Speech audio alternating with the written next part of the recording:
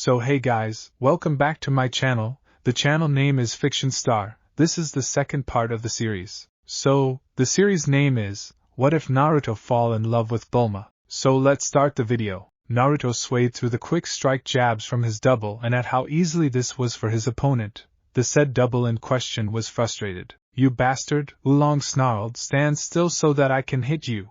Okay. And at this the double blinked in shock before he grinned and struck the blonde, but much to his surprise the blue-eyed blonde caught his fist as easily as he was blocking and swerving through his strikes earlier, and held him, the shapeshifter, in place. Well, I'm standing still, aren't you supposed to hit me? Oolong started to sweat. Come on now, Naruto smirked. Where's all that bravado I was seeing earlier? A cloud of smoke encased the entire form of the shapeshifter following a loud pop, and once it died down, thanks to a twirl of his staff, Naruto blinked in confusion as he found nothing in front of him. What the he looked around, he can teleport. I thought his entire deal was shape-shifting. However, his ears and nose twitched, and as he concentrated on those particular senses, he looked down and saw a small, orange speck fleeing from his form. When he bent down and squinted his eyes, he saw that the speck belonged to an ant with an odd-looking, pig-shaped head. Okay, I'll give him that, Naruto thought. Not a bad use of shape-shifting. If you were a coward, that is. The fleeing Oolong, meanwhile, was unaware that he was caught by the blonde. He tried to attack, so he continued to run as fast as his tiny ant legs could carry him, as his idea was to shift into something small and untraceable, run and hide until his opponent gave up and left, and then shift back into a more menacing form, once the ghost was clear, to let loose a rage-filled rampage on the people who thought they could get rid of him so easily. But unfortunately his escape was cut short because Naruto, who quickly caught on to his fleeing, slapped a palm on the ant, squashing and killing it instantly. Why no, if you weren't so cowardly and used your powers smartly, I'm pretty sure you'd have killed me. He got up and dusted his hand free of the grass that stuck to it and a few other parts of his body. But whatever, I'm coming, Bulma! With that, Naruto rushed into the mansion, missing, or ignoring, as a cloud of smoke appeared behind him and died down to reveal the bloodied, broken, killed, and probably true form of the shapeshifter that was once known as Oolong laying dead on the ground. Looks like the home for infinite losers is getting an extra resident today. Thankfully, the search for Bulma didn't take that long. However, what he didn't expect to see when he found her was her three other confronting, barely dressed, visibly comfortable girls as they lounged around doing their own thing. The girls Oolong kidnapped. Of course, facing Oolong made him briefly forget about them as he was more focused on the fight, and the disappointment it brought him despite his victory further drew his mind away from them as he searched for Bulma. So when he saw her surrounded by girls, he suddenly remembered why he was there in the first place. So after explaining the situation to them all and managing to convince them that Oolong, thanks to him, was dead, which was proven by the dead body in front of the mansion, a pig, which the girls were in denial about as they'd all done things with it, which meant that they'd all fucked a pig. He, along with his new quote-unquote friends, and Bulma, were able to return to the village, and the sight of the little group returning brought cheers among the villagers. Oolong's death brought even more cheers because that meant that they were free of the terror brought by the shapeshifter. Eventually, there was a celebration in the honor of the heroes of the village by the villagers, and after all that was settled, and Bulma was given the Dragon Ball as a way of thanks, the darkness of the night came. Bulma and Naruto decided to not go for the next Dragon Ball on the list immediately, because of that, and decided to spend the night at the now empty Oolong's mansion despite offers for residency by some of the villagers, most of them girls in the case of Naruto. And, while Bulma was getting ready for bed in the shower, judging by the expression of Naruto's face as he sat on the bed in the room his partner decided to share with him, our favorite blonde, was in deep thought and has been ever since Bulma received her latest spherical prize, garbed in nothing but a pair of dark orange boxer shorts that had a hole where his tail stuck out from, as was the case when he usually went to sleep for the night, and poorly hid a very prominent, bitch-breaking tool. I'm ready! But before he could dive any further within the sea of his thoughts swelling within the mental recess of his mind, the familiar, sweet voice of Bulma pulled him out of it, and as he turned around to meet its source, he couldn't prevent the drool that leaked from the corner of his mouth at the sight that greeted him. Bulma, meanwhile, smirked at the reaction and twirled around in the sexy pair of lingerie she bought on a whim. Well, what do you think?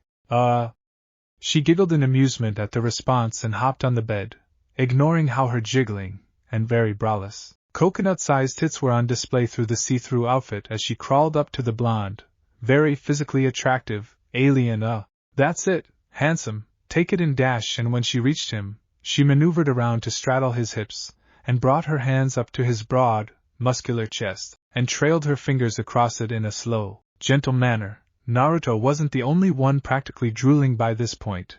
Take it all, and after all she ground her hips on the inhuman bulge throbbing against her pussy. It's small potatoes compared to what I'm planning to do to you all night long. Naruto wrapped his hands around Bulma's hips. Hey, Bulma! He groped her ass flesh underneath the outfit he wore, and dry-humped his rising pole against her grinding, dripping snatch. Can we talk? Really, big guy? Bulma, as Naruto grabbed her hips and pressed her against him, meanwhile, draped her slender hands over his shoulder, latched her fingers onto his soft locks, and sucked on the blonde's neck before giving him a soul-sucking kiss, and then pulling away, moments later, to stare into Naruto's eyes with her half-lidded ones. You wanna spend time talking when we're about to do something way more fun? Trust me, I don't. Naruto latched his lips on her neck and gave it a hickey. A pleasure-filled groan from Bulma was what he got in response. But this is something that needs to be said, considering it's about us. Wait. Bulma stopped all movement, pulled back, and blinked in confusion. Us? Yes, Naruto nodded. His hands, obviously, never stopped groping their prize. Us. Okay, and while trying not to look nervous, the violet-haired girl crossed her hands under her huge tits and pushed it up, hoping that the highlighted naked tits would be enough of a distraction to steer the conversation away from where she hoped it was going. What about us? At the rate we're going, it's pretty clear that by tomorrow, we'd have collected all the Dragon Balls. Naruto started, looking into Bulma's eyes. Which means that we'll go our separate ways, and I don't think I want that.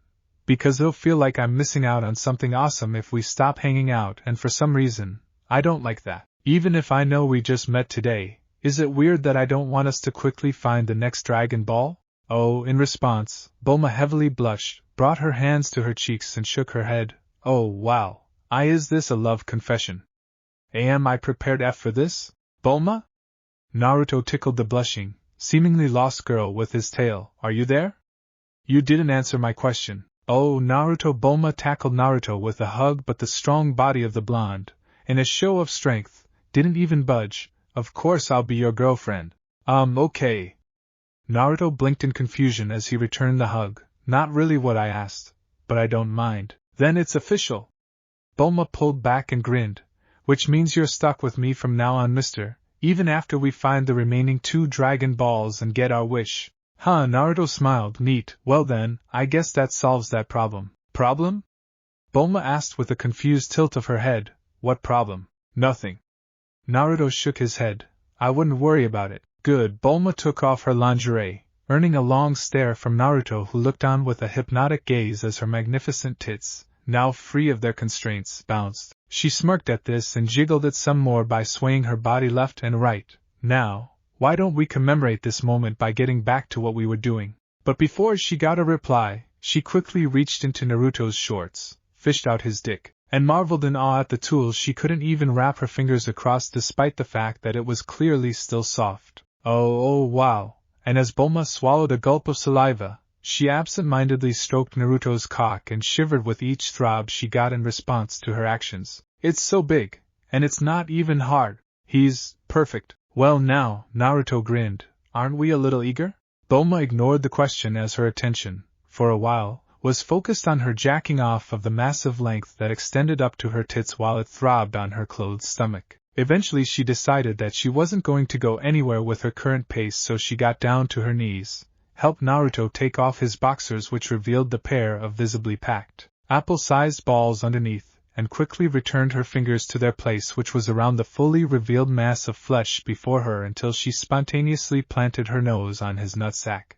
Sniff, sniff, sniff, and took deep, long sniffs. What followed was a mating session that lasted till the early hours of the following day. It was animalistic, mind-numbing, and full of debauchery. By the time midday had arrived, Bulma and Naruto, long ago, had since left the comforts of the mansion of now-deceased Oolong, but by land, rather than air, and this time, with Bulma as the one doing the driving. Wow!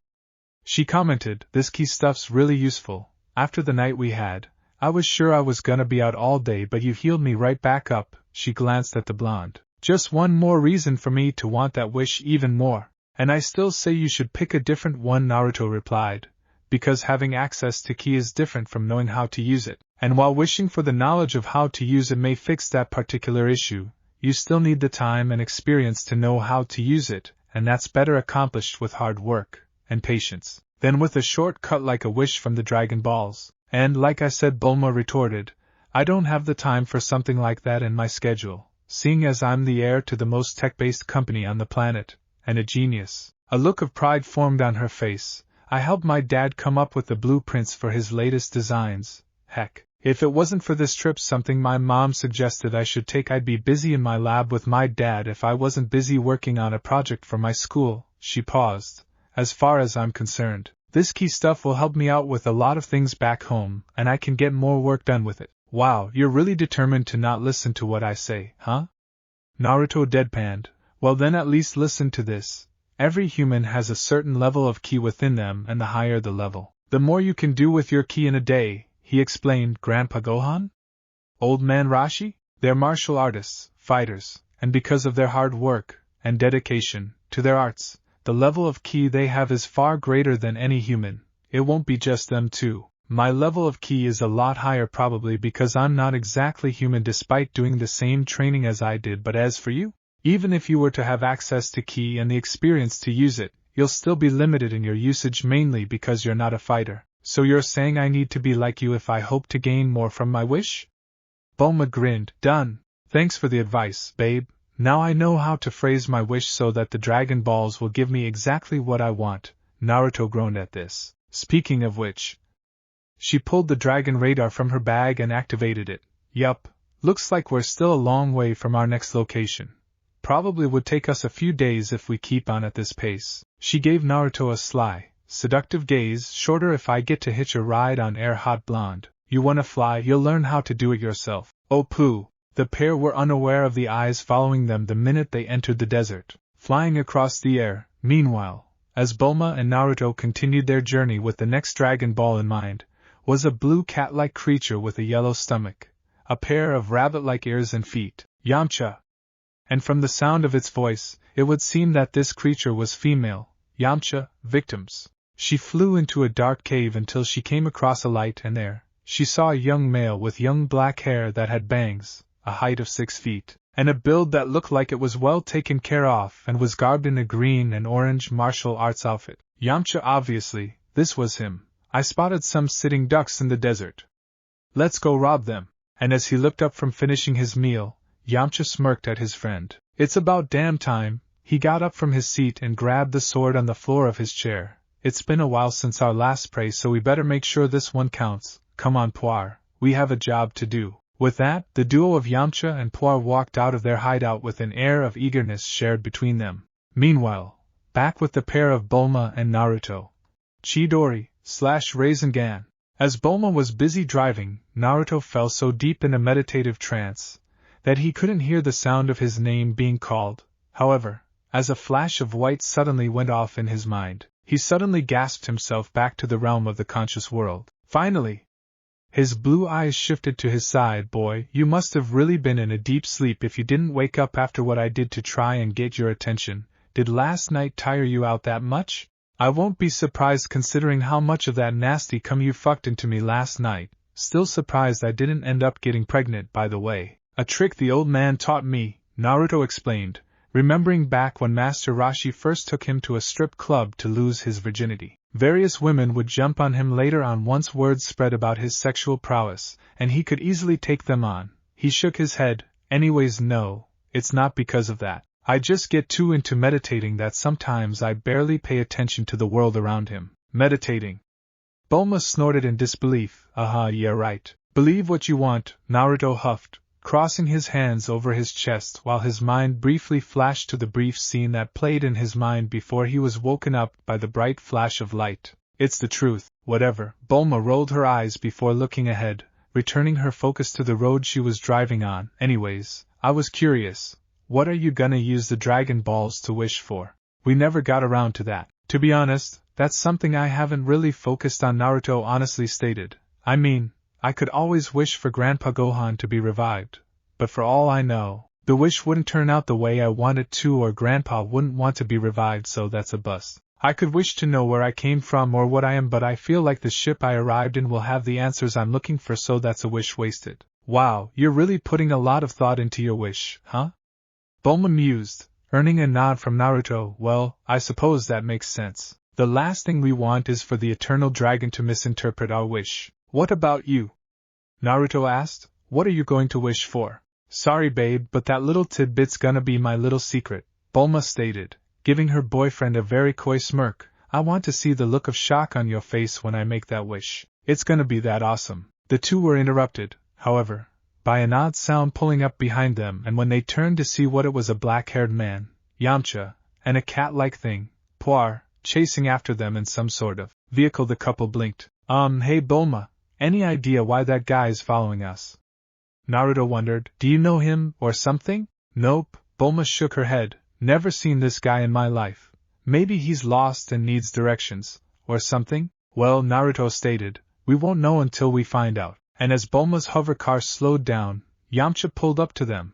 However, the second his eyes spotted the driver Gatch, he lost control of his vehicle and crashed into a set of rock formations that fell over him. Yamcha! Puar quickly flew over to her downed friend. Yamcha! Are you okay?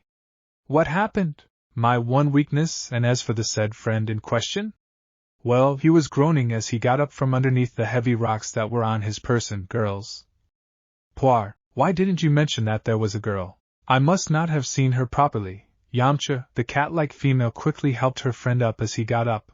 They were pretty far away. But even so, shouldn't you have gotten over this by now? I'm a girl and you don't act like this around me. Puar, temporary retreat. However, rather than answer the question his friend asked, Yamcha got in the vehicle that was still relatively okay, started it, and looked at Bulma and Naruto as they stood in front of their car. His eyes were more on Naruto than they were on Bulma. Listen up, your capsules will be mine. The lovers watched as Yamcha fled away from them shortly after that. Huh?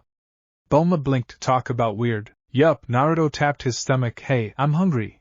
Let's go eat something. Shortly after that, the pair retreated in their vehicle. Eventually, the two were able to make it out of the desert, but by the time they did so, it was night time. So after a quick hunt which saw Naruto cut off nearly the entire chunk of tail from a T-Rex dinosaur that tried to eat his girlfriend when she wanted to take a piss in the bushes, Bulma decided to set up camp by popping out one of the capsule houses she had tucked in her purse. That was why there was a dome-like house with the logo Capsule House that was, at the moment, sitting comfortably in an open area of the forest. And after a very satisfying meal, which saw Bulma greedily eat her part of the tail that her boyfriend expertly prepared with the available spices in the area and a well-maintained flame, the turquoise-haired female decided to work of the weight she gained with a night of wild, unadulterated fucking. Naruto quickly agreed. Naruto grunted as he smashed his crotch against Bulma's hips. Ha dear! He powered his strikes up more in response to that request, and his lover gave a hearty,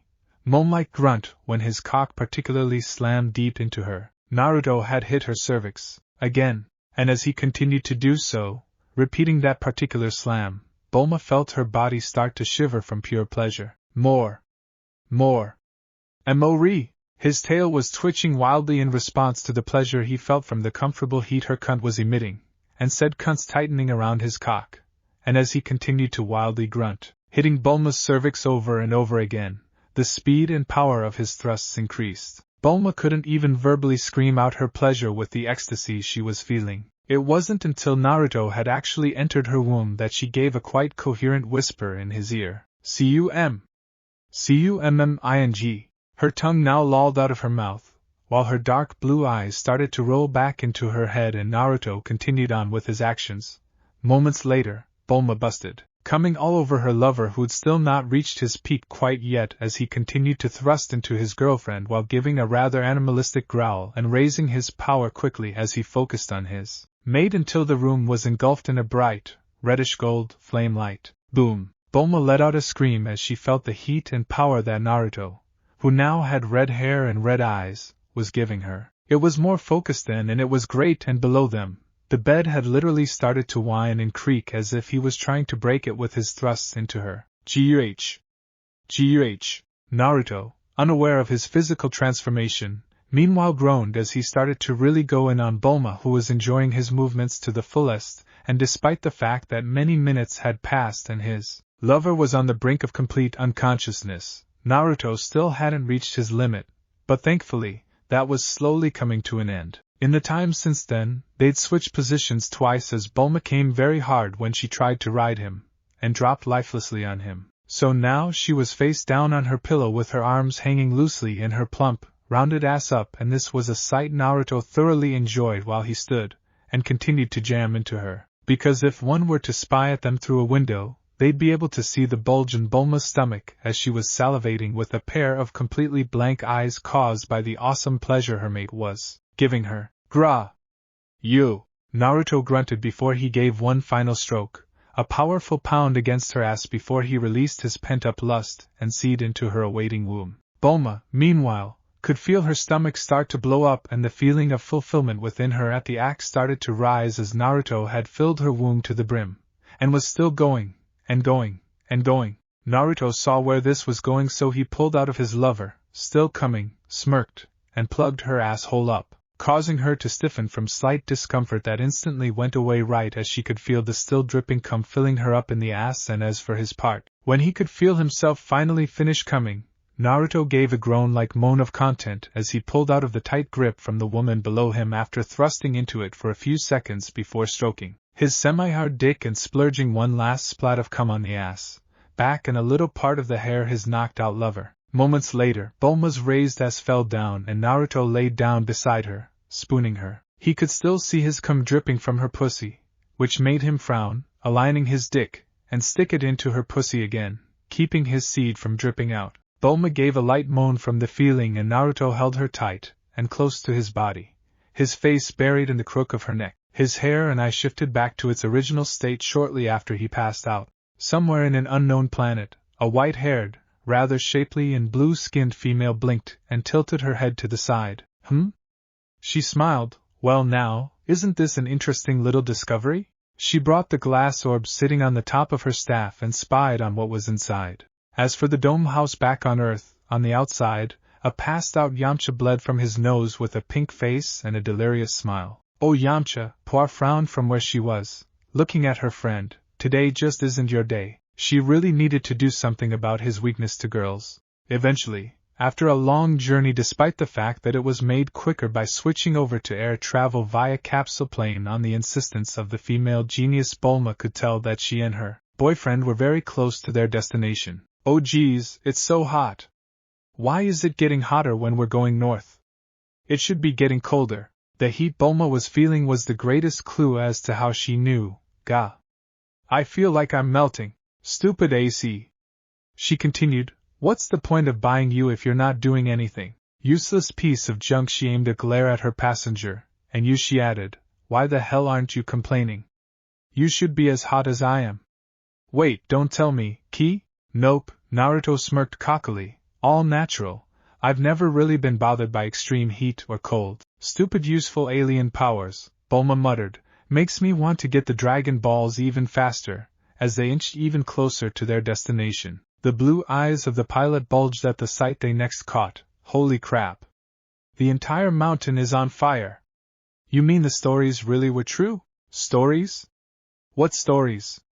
Naruto asked curiously as they got out of the capsule plane after it landed. From where they were, it was very easy to spot the fire-shaped mountain. And let me guess, the radar's pointing right at it. Bulma clicked it on, her face going completely deadpan. She glared at the towering blaze. Yes, looks like there's a castle up top, Naruto declared after squinting at it. Who would put their castle on top of a mountain that's on fire? Well, the legend goes that the castle belongs to the Ox King, Bulma said, quickly remembering the details of the stories she'd heard. 10 years ago, this place turned into a death trap. The entire mountain went up in flames and it just never went out. She frowned. They call the Ox King a demon for his monstrous strength. That castle probably holds his entire treasure. Ek. However, before Bulma could continue, she and Naruto heard a scream, and when they traced its source, they found themselves staring at a massive tyrannosaur chasing a young, teenage-looking girl in. Wait, Bulma's eyes squinted. Why is a girl who looks as old as we do wearing max-level plate armor like any fantasy video game ever? And why is she being chased by a dinosaur? Yup, a max-level plate armor, of course, being about as visually protective as a bikini. She was over at least 5 foot tall with a long mane of straight, black hair, large pair of black eyes, a light skin tone, and a very curvaceous body garb in the bikini hugged her curves like a second skin with her pussy being cupped in the front, her plump-ass cheeks being squeezed in the back and sticking out at the bottom, and finally, her large C-cups being squished up and out of the top of the bikini. Don't come any closer, the girl yelled. Before turning, I said she raised her hands to the thing that was on top of her helmet. Stay away. Naruto and Bulma were visibly surprised as the thing she grabbed detached before she threw it like a boomerang that, much to the shock of the two, mainly Bulma, sliced the head of the dinosaur clean off before spinning back to its owner and clicking back into place on her helmet. Said owner looked at it and was silent for a moment. Ek. Gross. Look what I've done. I chopped his head right off. Then she pointed her index and middle fingers on each hand and placed them near a jewel on her helmet. A brilliant laser erupted from her helmet and vaporized the beast. Naruto and Bulma looked at each other before the blonde grinned. Well, she looks fun. Author's note. Gasp. Super Saiyan God? But how? Unless, yup, Naruto's mother is a god, and thanks to that, although he inherits most of his features from his father, he's a natural-born Saiyan god, and the wondering being Spirit Yamoshi, seeing this rare opportunity, latched onto Naruto's spirit the second he was formed in his mother's womb and gave him his powers at birth, which is also the why part on how Naruto doesn't look like his mother, but, as proven with Kid Buu, during his fight with the Supreme Kais long ago, and SSJ Goku, when he threatened Shin in the Buu saga, because you're born a god, that doesn't mean that you are automatically the strongest in the universe. Frieza is still stronger than Naruto? Naruto, being a natural-born Saiyan god, however, means that his natural Saiyan powers and fighting potential are much more advanced than even the likes of Goku Black, Broly, heck even Gohan. Also, Yamcha, as long as Bulma's there, won't approach Naruto. He planned on sneaking in on them when they were asleep, but they weren't, and, like in canon, Yamcha saw an undressed Bulma prior to having her sex time with Naruto, hence why he was unconscious. Even if she wasn't there, think about it, would Yamcha, YMCA, really stand a chance against the type of power Naruto has? Also, someone picked up on Naruto's burst of God Ki. Within a very expensive-looking throne room, a long red carpet was seen, and on the very fancy-looking throne that was there, an individual sat. Ugh, sitting around doing nothing is boring. This individual was female, and with a mane of slick-back black hair, a pair of red eyes, sharp, pointed ears, a pair of long fangs poking out of the corners of her lips, a voluptuous hourglass frame that contained a pair of tits nearly as big as her head, a slender torso with a very appealing curve, a pair of wide hips, and finally, a pair of attractive, long legs and a pale, almost lifeless skin. This female was garbed in a high collar, long sleeve, single button, red shirt with a huge cleavage that exposed half of her areolas, a thumb-sized pair of nipples, and her belly button, a red miniskirt with a large black belt, and finally, a pair of red high heels. Might better be back with the update on those Dragon Balls or something's gonna die. Well, I'm a monster, so something's gonna die regardless of whether or not she shows up in the next few minutes. Her attention, however, was drawn to a pair of flapping wings, and as she turned to its source, she saw a small bat rapidly flapping towards her before it was encased in a loud plume of smoke that popped up as it hovered in front of her, and died down to reveal a very familiar face kneeling down in front of her with one knee, and an air of loyalty. Finally, it was a face that belonged to a female. I was starting to think you flanked out on me, I would never think to betray you, my lady Lilith. And, as the now introduced Lilith identified, the kneeling female was a black-haired female with a pair of black eyes, whose eyelids were painted with purple highlights, a pair of fangs that were a few inches shorter than the one sitting on the throne, a pair of blood-red lips, a voluptuous, feminine frame that's appealing enough to draw looks of jealousy from her female tones, despite the fact that it wasn't as large as her master's, and finally, a pale white skin tone hidden behind an oversized, military-type trenchcoat, a pair of black combat boots, and a brown belt. I would sooner stand in the daylight of the morning sun than ever betray your trust. And as always, your loyalty is admirable, my Lilith said this as she rested her elbow on a chair arm, and her cheek on a clenched fist of the hand that was on the chair arm, while she crossed one thick leg over the other, which inadvertently revealed that she wore nothing underneath her skirt. To any who saw, she wasn't bothered by this fact. Now, tell me, what's the status of the Dragon Balls? Our competition has reached where another Dragon Ball is located, my lady, Mai stated, the one in Fire Mountain. If they succeed in that, ours will be next, which means it's only a matter of time till they arrive here. Lilith smirked. Good. How long do you think it'll take them to grab it? Judging from their progress too far? Mai replied, not too long. The blonde one, my lady, he's special. Lilith quirked an eyebrow of interest. Oh? She leaned forward. At first I thought he was just some martial artist after I watched him take on that shapeshifter, Mai continued. But as I observed him, I discovered that he's more than that, my lady. He may be a threat to our cause. Mai, I'm the strongest being on the planet, Lilith stated, leaning back and intertwining her fingers over her thighs. This so-called man, while he may have abilities some don't, I can assure you that against me, he'll fail. Like any who dares to challenge me. She tilted her head. Though if he is as extraordinary as you claim, I believe he'll have more use to me as a general than dead. Yes. I can see how adding one with a strength like his into my monster army. If that is what you wish, my lady, Mai stated softly, then I will make it happen. No need, when I can do it myself. Lilith licked her fangs as she smirked down at Mai. And you're a big proof of my talents. And without getting an answer, she got up from her throne and exaggeratedly swayed past the pale-skinned female. And speaking of talents, come Mai. It has been a few days since I've last come, and you're one of the few people who can get me off. And as she left the room, an eager Mai was hot on her trail. Back on the trail to Fire Mountain with Naruto and Bulma, after the scantily clad female took care of the body of the dinosaur she killed. In panic, she ran towards the two without seeing where she was going, and, as she saw them, she fired her laser at the duo, but after he quickly got in front of his lover, faster than most eyes could track, Naruto slapped the attack away with the back of his hand, much to the shock of the attacker, but remained protectively in front of Bulma as he stared at the black-haired female. She fell on her voluptuous cheeks as she scrambled away from the blonde in fear for her life. Relax, I'm not gonna hurt you, Naruto spoke in a placating tone. If anything, I'm impressed with you, more so with how you took out that dinosaur, despite the fact that you were just about to kill us. I impressed? And in a complete 180 turn, the girl went from frightened to flustered at the compliments aimed at her. Ah, really? She held her cheeks. Why, you really mean it? Definitely, Naruto grinned, ignoring the hard, deadpan stare aimed at the back of his hair by Bulma.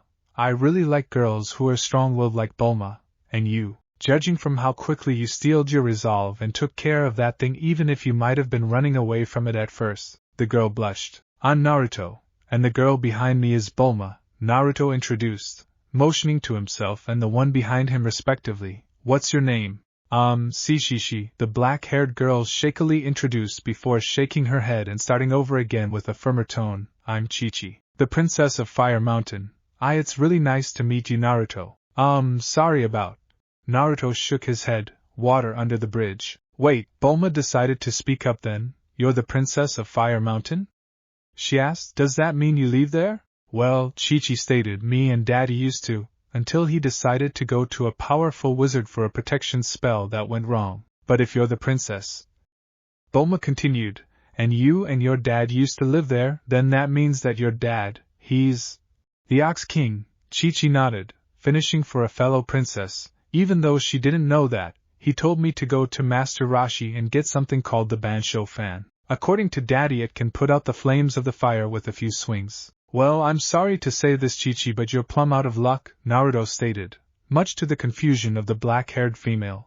I lived with Master Roshi for a while, and if what I think is that fan, then he carelessly got rid of it years ago. He's forgetful like that sometimes. What? Chi-Chi rushed up to the blonde, grabbed the chest of his shirt, and looked up at his blue eyes with a hint of panic in her cold ones. Is it true? Please tell me it isn't true. Unfortunately, it is, Naruto stated, and as he saw that tears were starting to well up in the corner of Chi-Chi's eyes, he quickly continued, but don't worry, I can help put out the flames, no problem. You can? A surprised-looking Bulma asked. How? A technique I picked up from Master Roshi, Naruto explained, earning an eye roll from Bulma and a look of hope from Chi-Chi. I'm pretty sure it can help out here. Really? Chi-Chi, meanwhile, pulled tighter on the shirt of the blonde. You can help us, really? Yup. Naruto grinned, earning a cry of cheer from Chi-Chi, who pulled him into a hug by unintentionally squishing his head into her protected pair of mommy milkers. Bulma eyed that with a scowl until her boyfriend peeled his head away from the female. But only if you get to promise something in return. Chi-Chi quickly replied, anything. Without clearly thinking of the implications of that. Sweet. Naruto's grin widened. Well, what are we waiting for? Let's go. And with that, Chi-Chi led the two up to her burning home. Yamcha, meanwhile, observed the trio from a distance while sitting on the bonnet of a car through a stethoscope. Well, I'll be. The bandit, with an impressed tone, noted, there's more to whiskers than meets the eye. Looks like you were right, Poir. Maybe we should just leave them? His furry partner suggested in response.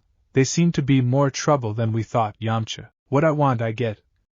Yamcha quoted, folding the stethoscope and tucking it in his sack. That's my motto, and it's one I plan on living by for a long time. He stated, no, Poir, we're not leaving them alone. We're just going to have to think of a different way to attack them. But what can we do? Poir asked with a worried tone. Everything we've tried so far failed. Not everything, Poir, and as his mind flashed to a particular location, Yamcha smirked. There's still one thing we can try. And seeing just what this guy might be capable of, tell me, my furry little friend, have you ever heard of the Crane School of Martial Arts? Poir simply blinked in confusion. Eventually, the trio made their way to the village surrounding Fire Mountain, and as they passed it, a loud booming voice spoke. Chi-Chi. Its words were accompanied by loud stomps. You're back already? Did you see Master Roshi? Who are these people? Are they your new friends? And as they turned to the source, Bulma screeched. That's the OX King. Quickly, she hid behind Naruto. You know, maybe we should just forget the Dragon Ball. That's a good idea, right? Naruto? Right. Hi, Daddy. Yet, despite the threatening appearance and stature of this Ox King, Chi-Chi skipped over to the new arrival, hugged one of his huge legs, and pulled back. No, I didn't go to Master Roshi, she states. But apparently, I didn't need to because he lost the fan. He lost the Bancho fan? Ox King yelled, making Bulma quiver in fright. But wait. He squinted at his daughter behind his goggles. How did you know he lost the fan when you didn't even see him? Oh, Naruto told me. Chi-Chi rushed over to the blonde, grabbed his hand, and pulled him towards her father. Bulma, seeing that her shield was gone, meanwhile, squeaked and quickly moved to hide behind a large rock. He lives with Master Roshi and saw it happen. Roshi's boy? The Ox King bent down to the blonde. Yes, I remember hearing that Master Roshi took in someone years back. So that was you? Interesting. Hi. Naruto greeted, meanwhile, as he wasn't intimidated by the appearance. So you're the Ox King, huh? You look strong. Of course I do, my boy. Ox King chortled, pounding his chest. I was one of your grandpa's only 2 students. Grandpa Gohan taught you. Naruto blinked in confusion. But I thought I was the only one, he thought. That's what he told me. Wait, Gohan's your grandpa? And now, it was Ox King's turn to look confused. But I thought that was Roshi. Nope, Grandpa Gohan's my grandpa, Naruto confirmed, clarifying any misunderstandings that may have occurred in the past few minutes. I lived with Master Roshi for a while after Grandpa passed on. So you're Gohan's boy after all. Ox King spotted the familiar object strapped on Naruto's back and nodded in understanding. I thought I recognized that little twing on your back. It's the power pole, isn't it? Yup, Naruto pulled out the said staff and twirled it in front of him. One of the few things he left me. He reached into his sack and pulled out the Dragon Ball tucked in it. Well, that and this. His Dragon Ball seemed familiar? The Ox King squinted his eyes. Yes, I think I have something like that in my castle. Dragon Balls, huh? Is that what they're called? Yup, Naruto grinned. And I didn't know that until I met Bulma. He tucked his ball back in the sack. Speaking of which, can we have it? He paused. If you want to fight for it, I can do that too. Daddy. Chi-Chi tugged the cape of the Ox King, and when he bent his ear down to his daughter's head, she continued. He says he can help get rid of the fire, but he wants something from me. I think he wants to fight you for my hand. Oh. Does he now? Ox King chortled loudly. Well, my boy, you have my interest. Yes, you can fight me. But even if you don't win and you manage to take out the flames surrounding my home, you can have the Dragon Ball that's in there. Sweet. Naruto punched his palm in excitement, And I wouldn't worry about me not winning, old man. I'm stronger than you think. So am I? Ox King grinned and got into his fighting stance. Ready? Naruto paused before he got into his. Wait, shouldn't we pick a better place? The Ox King blinked at that, and looked around, and then at his daughter and then the blue-haired female, and then nodded in agreement. I guess you're right, Chi-Chi. You and your new friend should try and stay at a safe distance. I wouldn't want you getting hurt. And after an okay from his daughter, who took Bulma to a safe distance, and after he and Naruto decided to pick a better place for their spar, the two settled in their various fighting stances. Ready? Naruto saw the Ox King nod. Go! With that, the huge man charged at Naruto with an arm thrown for a punch, but the blonde was quick to react, and he grabbed said arm, got under it, and then flipped the Ox King over his shoulder despite the huge size of his opponent, and sent him flying into a tree. Go Naruto! Crash! Daddy! In rage, the Ox King quickly got up and tried again to hit Naruto, but like before, the smaller male was quick enough to dodge his strikes with ease until he decided to strike by rather than flip him again, sending a solid hit was sent to the chest of the Ox King that sent him sailing into a boulder. Man, Naruto frowned. I really thought he was strong. Turns out I was wrong. The Ox King got up again and rubbed his aching chest. At least he can take a hit. And as he walked up to the groaning man, the blonde grinned. So, had enough? Fine, I admit defeat. The Ox King's words brought a large cheer from Bulma and, although she was worried about her father, a look of small joy from Chi-Chi, who knew what this loss meant. You're strong, my boy. But I shouldn't have expected anything less from someone who was raised by Gohan and Master Roshi. Ha! He won your bet, old man.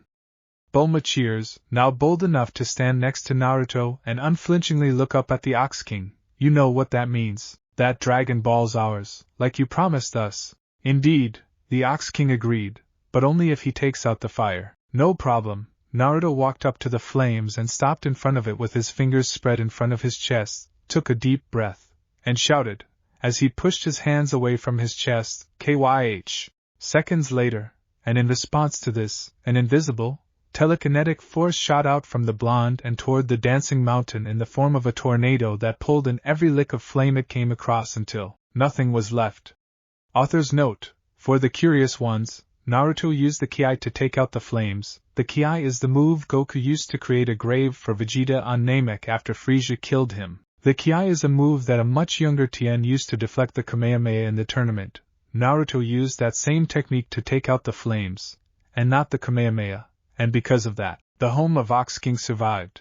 Author's note 2: Yamcha decided to go to the Crane School, instead of the Turtle School, because he wanted to be sure that he has enough strength to take on Naruto, because what he wants, he takes, at least according to his so-called motto.